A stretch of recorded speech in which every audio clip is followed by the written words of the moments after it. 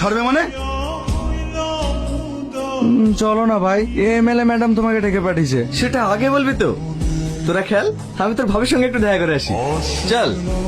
এদেরকে আবার পাঠানোর কি দরকার ছিল? বন্ধ কর তোর নাটক। তোর সাথে আমার 7 বছরের রিলেশন, আমাদের মধ্যে মানবিমান চলছে। তাহলে তুই এগুলো কেন বলছিস? তোমার কাছে পৌঁছানোর জন্য। মানে কারো স্বপ্ন থেকে ইঞ্জিনিয়ার হব, ডাক্তার হব, উকিল হব, কিন্তু আমার ছোট থেকেই স্বপ্ন হাজবেন্ড হব। খুব সুন্দর। ইলিশ মাছ দিয়ে ভাত খেয়েছো না? দেখো, তুমি কিন্তু খুব বেশি বেশি করছো। জানো এর পরিণতি কি হতে পারে? চুপ। যেদিন আমাদের দুজনের বিয়ে হবে না, সর্বপ্রথম তোকে কাজ ছাড়া করবো।